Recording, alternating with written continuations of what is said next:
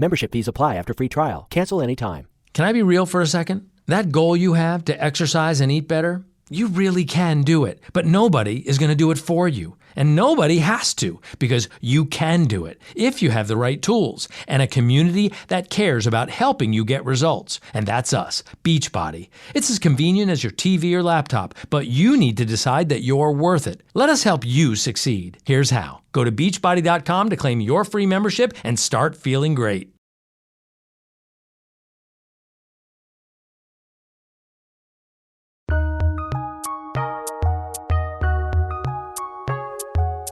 Welcome to the Fantasy NBA Today podcast.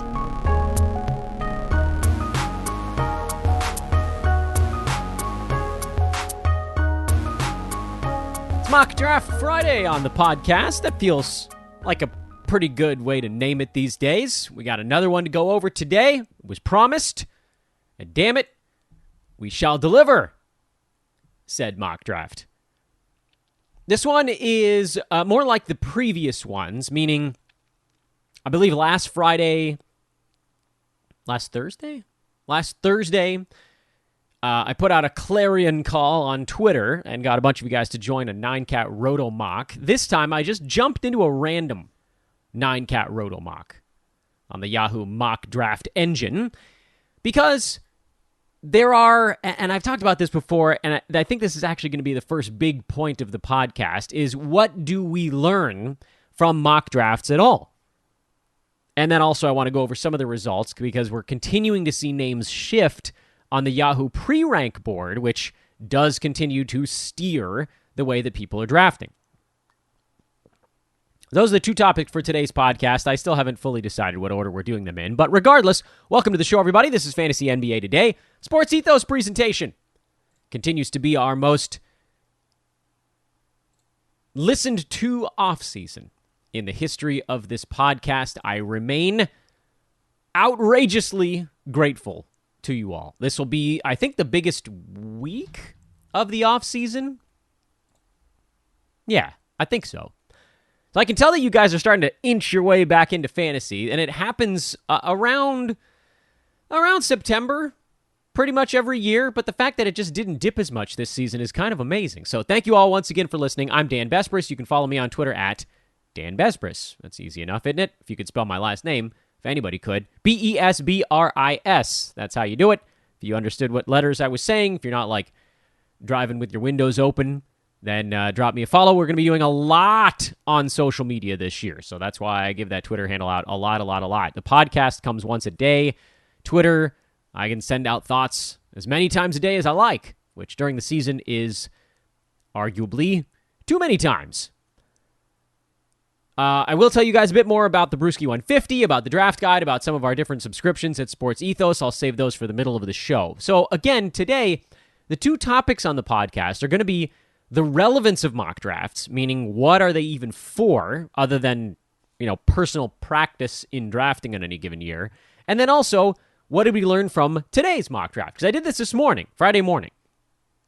Just hopped into one, wanted to see what kind of shook loose from the tree. And we got some more information. Names are moving a little bit. There were a couple of odd ones. I think a couple of teams auto-drafted in this one, so you kind of just grain of salt a little bit, but, it wasn't everybody, and I think we can pretty much almost immediately pick out which teams are doing it, which teams are auto-drafting. On the whole, these public mock drafts, the ones that you just sort of drop into out of the sky, parachute and all, are, I guess it's right there in the name, they're more public, meaning you're going to see these drafts lean even harder into the ADP data we already have, meaning they're going to follow the Yahoo X-Rank board more closely than when you get into a draft with your more competitive league.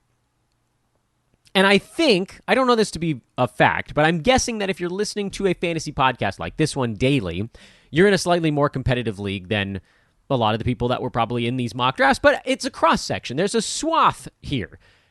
Everybody knows the people in their league that pay really close attention. Everybody knows that there are a couple of teams in their league that don't pay quite as close attention. And this is even in competitive ones, because there's sort of grades to that competitiveness level.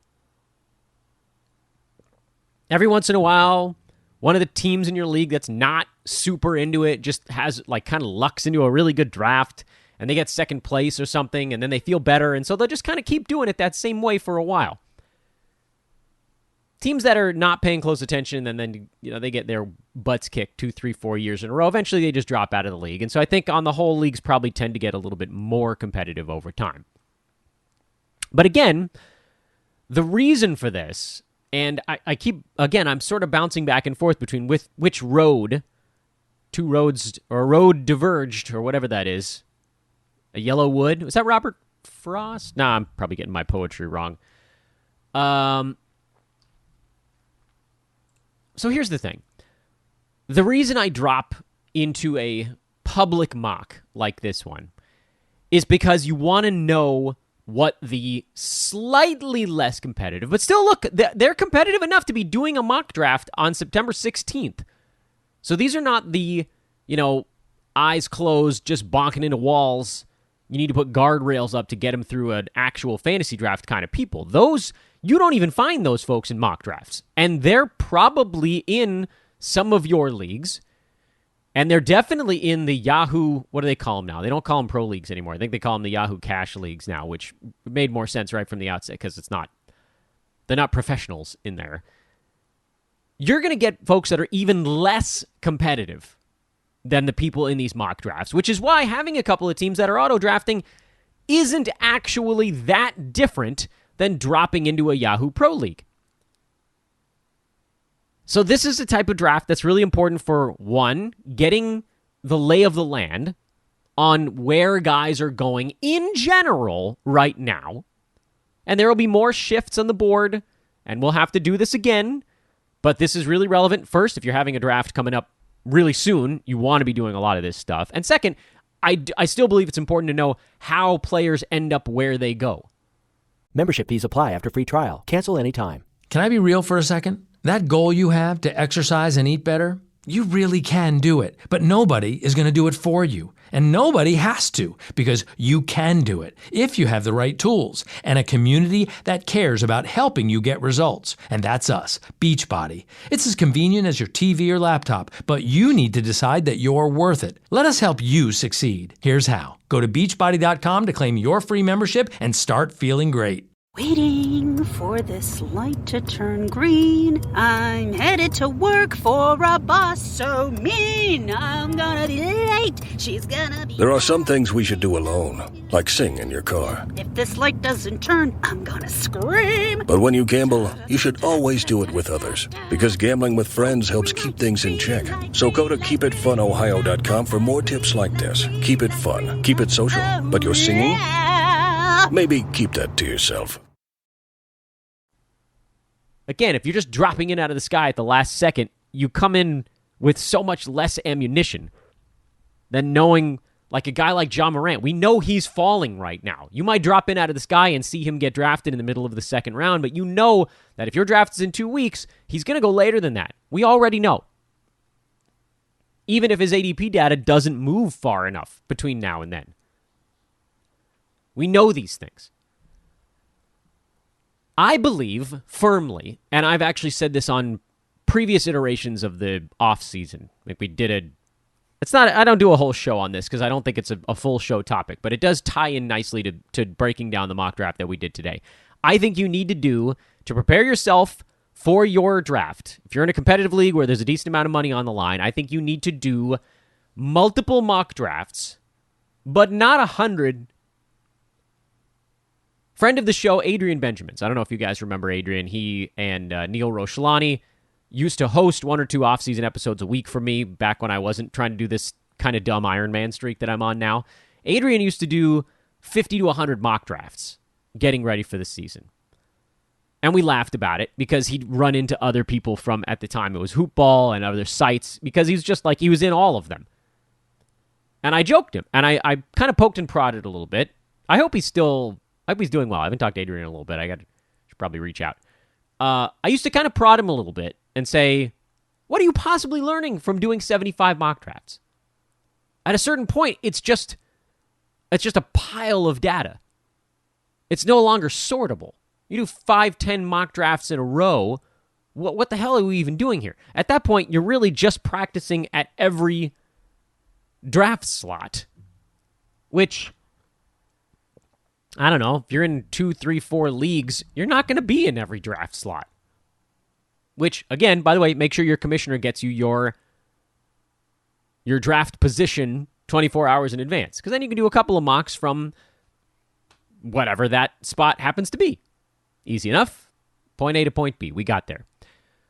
But in overall preparational terms, in this overall, this wide body idea, you want to do at least one mock draft that's with the public, which is like what this one is, giving you an idea of where the slightly less competitive players are drafting the names, say, on your list. You probably have a few guys you're watching a little extra tight to see where they go.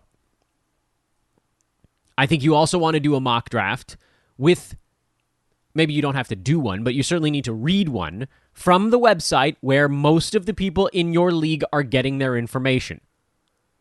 If you're in a league where a lot of people use Sports Ethos, do a mock draft or watch a mock draft or whatever it is of Sports Ethos people or other people that follow Ethos.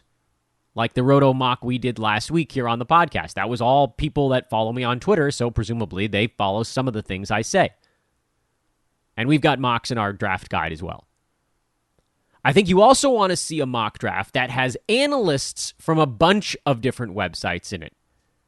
Because from that information, you can get an idea of what each of those websites has on their radar.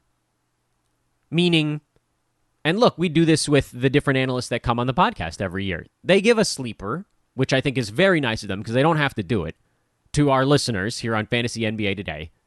But it also gives us more information than just that one name. That tells us that someone who's reading the website where that analyst works is also going to be looking at that sleeper. I'll use Desmond Bain last season because he's a wonderful example of a huge win. Ryan Canals from over at NBC Sports Edge, continues to be one of the smartest people I've talked to in this industry, gave us Desmond Bain when he came on the show and did a hit last year.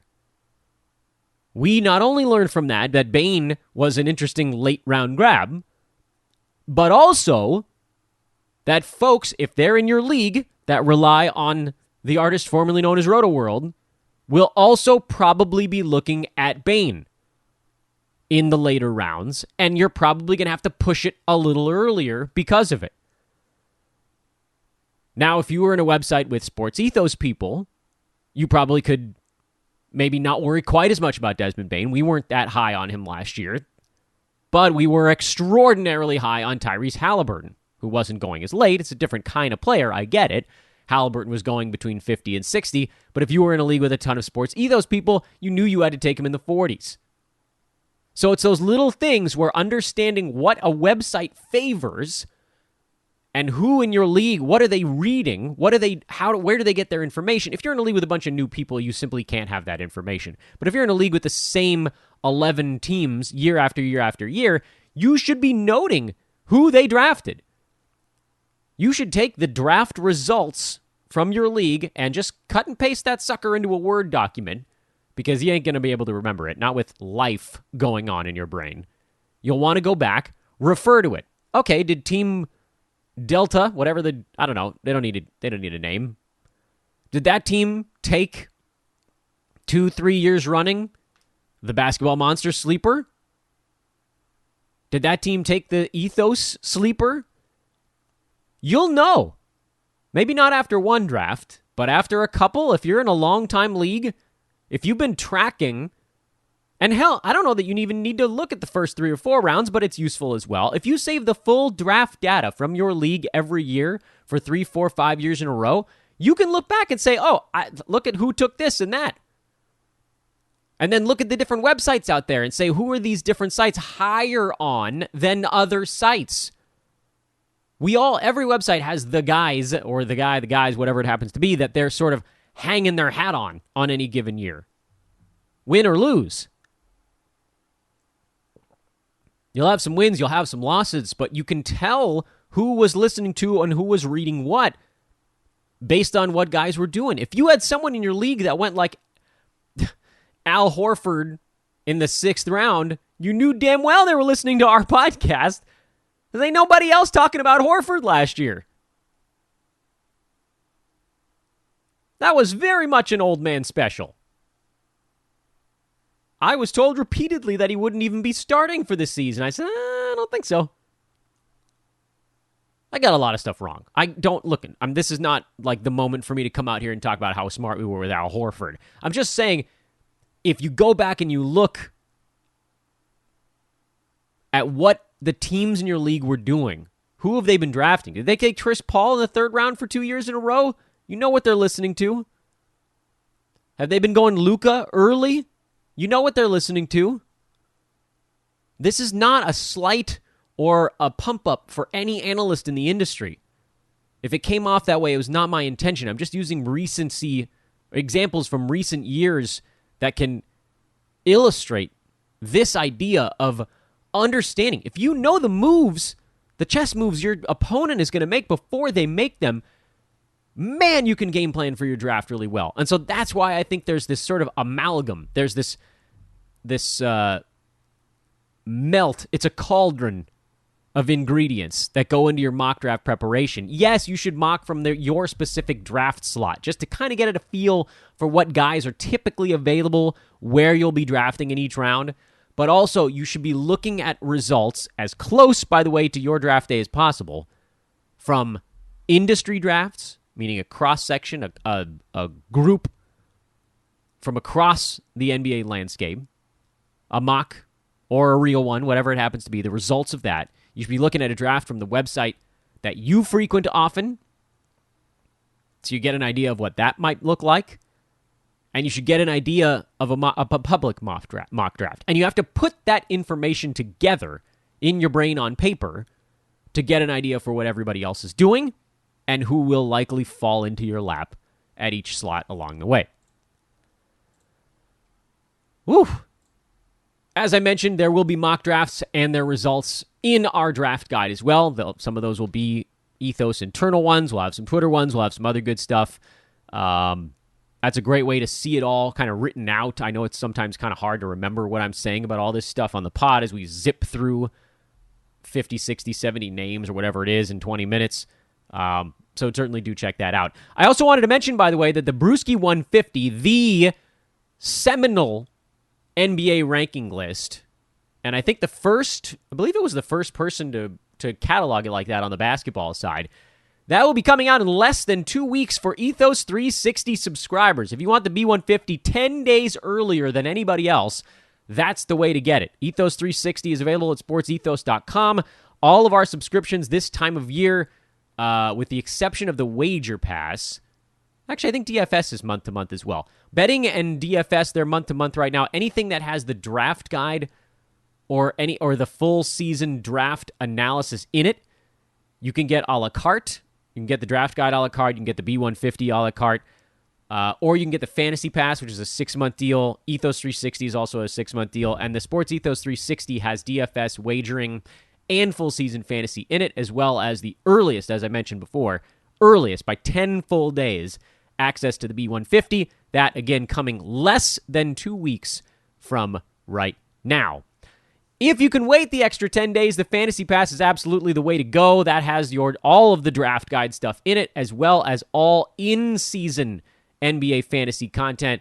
It is the best deal on the website, but again, only if you can wait that extra 10 days. If you can't, by the way, and you're like, man, the Ethos 360, that's a little bit, it's more money. Yeah, it is a little bit more money, but guess what? You can win it back in our wagering division because those guys have been unreal lately. I think Doug Reed is like 21-4 in the month of September. You just pay for your whole damn year of Ethos 360 and then some. I don't know how much you're putting on these things. Just go to sportsethos.com. There's a giant Get Premium ad over on the right side. We literally made it as ugly as humanly possible so you wouldn't be able to miss it. The font is big and blocky and goofy. The color scheme is dumb. I designed it personally. That's how come I can call it all of these mean names. It is, again, designed to make sure that you don't miss the button to just go get a premium pass at sportsethos.com or follow me on Twitter at Dan Vespris, because I'll be tweeting about it relentlessly between now and NBA opening night. Also, by the way, excited to announce that we will have renewed partnerships with Manscaped.com and ExpressVPN.com this coming season. So they're both back in. Cool beans. I don't have to tell you about them yet. They don't have their deals listed just yet, but that's coming up, so that's cool. Let's dive into the mock draft now, the actual results, and we'll lightning round it a little bit until we get to something that's worth mentioning. First round, no massive surprises early. The only surprise is that James Harden went in at 8 in this one. He just keeps going higher and higher, and it seems like finally maybe will rebound back down the board just a tiny bit. LaMelo went in front of Cat, and Tatum was a guy who fell to 11. I don't know, couple teams that just didn't want Jason Tatum. I don't know why. LeBron and Dame went on the turn. Kyrie Irving, who's been busy tweeting about Alex Jones, I kind of hope his ADP falls. I feel like I don't. That whole thing, oh, that's so gross. I don't know that I can advocate drafting Kyrie Irving despite his per-game upside right now.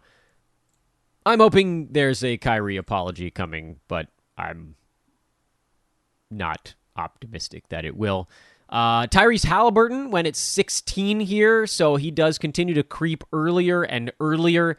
John Morant at 20 on the nose, so he hasn't quite fallen out of the second round yet. Vooch at 21. That was very surprising because he probably would have been on the board coming back in the third round. If there was anyone else that this team wanted, they didn't have to do Vooch at that point.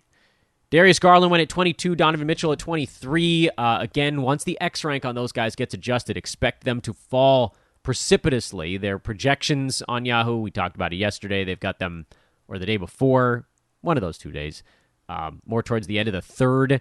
And I think you'll probably see the X rank get adjusted back down in that neck of the woods. Pascal Siakam went at 24. That was pretty damn early for him, earlier than I'd like. And Bradley Beal at 25. Cade Cunningham at 26. This only served to create a very juicy rest of the third round, where some reason DeMar DeRozan went in front of a bunch of these other guys as well. But then Domantas Sabonis went at 28, Gobert at 29, Adebayo at 30, Anthony Edwards at 31. He's been going in the second round in most drafts I've seen. Kawhi 32, Kristaps Porzingis at 33. That was a weird one. Freddie VanVleet 34, Butler 35, and Chris Paul 36 with Time Lord at 37. Wow. That is some unreal value at the end of the third round. And I'm doubtful that if I ran another Roto mock that maybe more than 2 of those guys end up back where they landed here. This feels anomalous, but we'll keep an eye on it. Fourth round, no colossal surprises pretty much throughout the fourth round. Honest to goodness, there wasn't even one name that jumped off the page here. I'll list them off just for your own enjoyment, edification, whatever. But after Time Lord, Shai Gilgeous-Alexander, Zach LaVine, maybe a little early on Zach, Evan Mobley, Jared Allen, Chris Middleton, Miles Turner, Zion, DeAndre Ayton, Drew Holiday, Jaylen Brown, and Scotty Barnes. So very predictable fourth round in this draft. Fifth round had Josh Giddey come off at 49. No thank you. Jonas Valanciunas, De'Aaron Fox, CJ McCollum. This is where these guys are generally going. Julius Randle went mid-fifth. That was a little bit unusual. Desmond Bane, OG Anunoby, Terry Rozier, Brandon Ingram, Christian Wood, John Collins, Mikal Bridges. No real surprises in round 5 either. So after a screwy late second round and up through the middle of the third, where everybody was just like, the hell with it, then you started seeing folks just pretty much go off generally in the order that they're listed on the Yahoo X Rank page. Round 6, Keldon Johnson was first off the board, so he's now going in the 60s. I think you probably have to take him early 6th if you want him. Late 5th, early 6th. I don't think he's fallen. Seems like he'll be gone by the end of the 6th round in almost every draft, and I'm okay with that. I like, this is a guy that I think could actually go pretty high this year. Yusuf Nurkic, Paolo Banchero, Jalen Green, Alperen Sengun, D'Angelo Russell, Jordan Poole, Tyler Hero. That's pretty early for him to go at 68. Harris, Maxey, Wagner, Pirtle. Yeah, rest of the 6th round was pretty normal. 7th round, I think you're starting to see perhaps some teams. I think we had a couple teams leave the draft, so now we got a couple extra autos mixed in here. No surprises in the 7th. That went Brunson, Jamal Murray, Porter Jr., so the Denver injured contingent went back-to-back. Westbrook going in the 7th. Like, that tells you everything you need to know. 9-cat Roto mock. Someone left the draft. Healed, Klay Thompson, Wendell Carter Jr., Clint Capella, Devin Vassell in the 7th.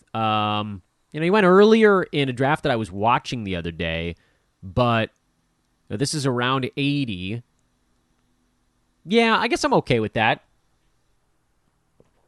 I'd like to get into an industry mock, and I'd like to get into a couple more competitive ones to see where a guy like Vassell goes, because we were just talking about him yesterday. He's the guy that Yahoo's projection engine has as maybe their biggest winner of the year. Draymond Green, Jeremy Grant, Mitchell Robinson finished off the 7th round. So not a ton in the way of surprises there, but a couple. Chugging along here as we cruise through another round. Isaiah Jackson at the beginning of round 8... his X rank continues to rise. That's one to keep a very close watch on, because I've seen some drafts where he gets completely passed over and then other ones where he goes close to where he's at. And the Yahoo projection engine actually doesn't have him ranked as high, believe it or not, as their X rank. So I don't know if that will be reflected in a future adjustment, but again, that's one to keep watch on.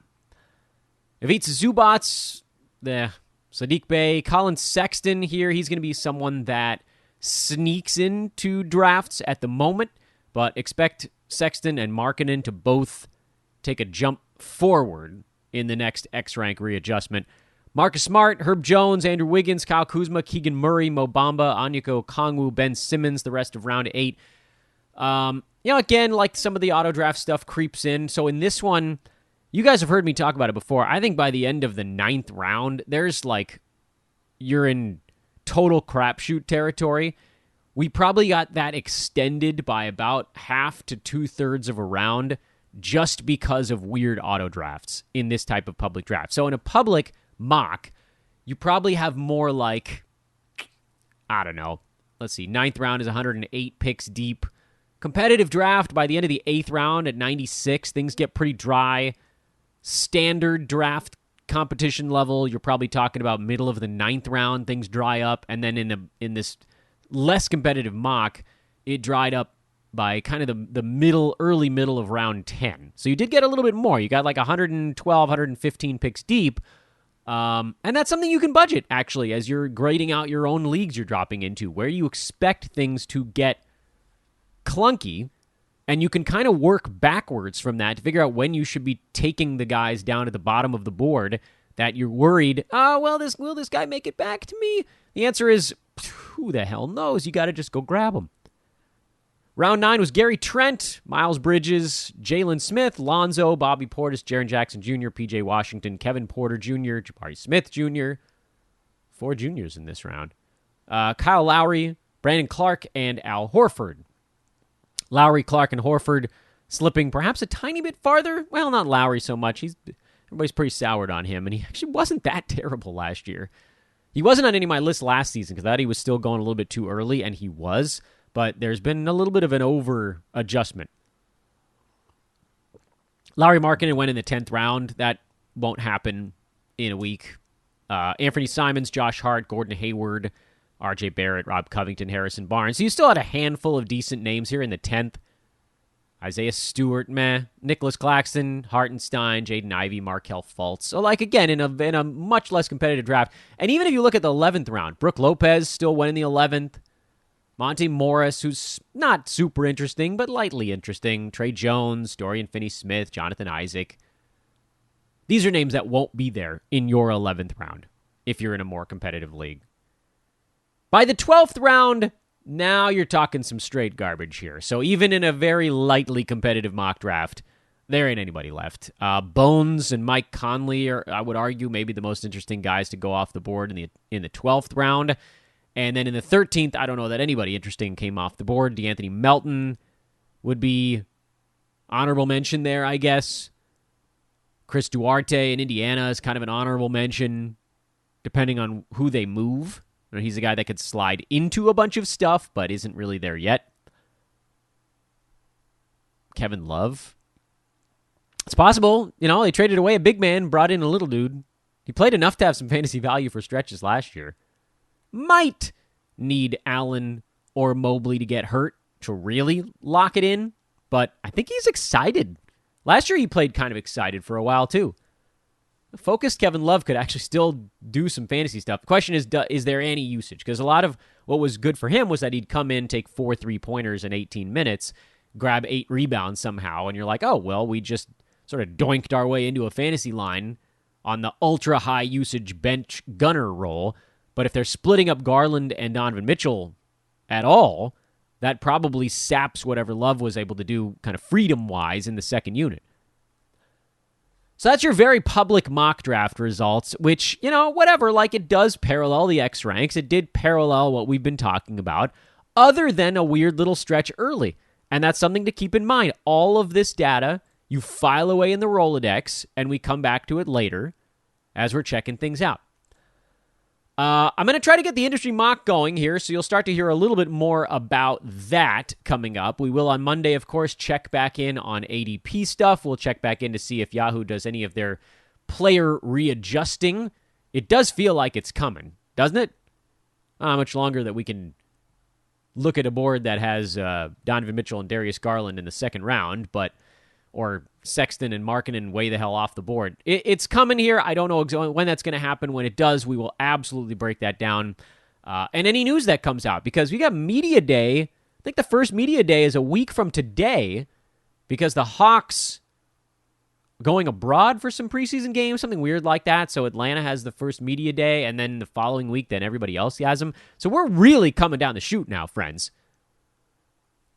We'll probably do a mailbag in there as well. I think we're getting close enough to the season where you guys are going to have some good questions that are a little bit more broad strokey, but I'll be doing that via Twitter. So if you want to get your question in on a podcast mailbag, that's the way to do it. At Dan Vespers on Twitter. Again, go check out sportsethos.com, get a draft guide, or if you want the B150, B150 gets a draft guide actually 15 days.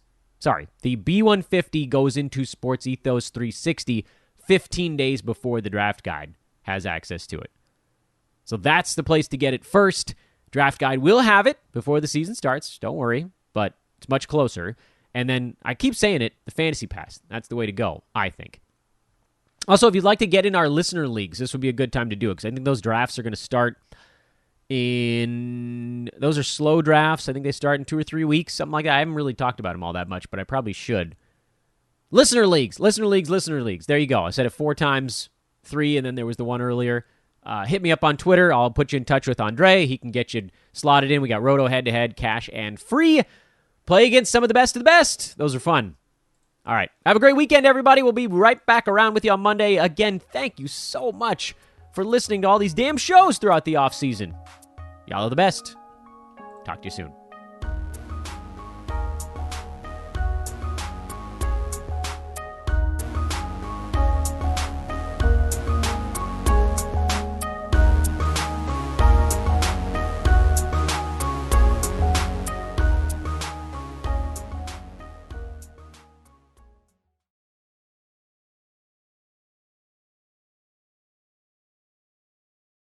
Membership fees apply after free trial. Cancel anytime. Can I be real for a second? That goal you have to exercise and eat better, you really can do it, but nobody is going to do it for you. And nobody has to, because you can do it if you have the right tools and a community that cares about helping you get results. And that's us, Beachbody. It's as convenient as your TV or laptop, but you need to decide that you're worth it. Let us help you succeed. Here's how. Go to beachbody.com to claim your free membership and start feeling great.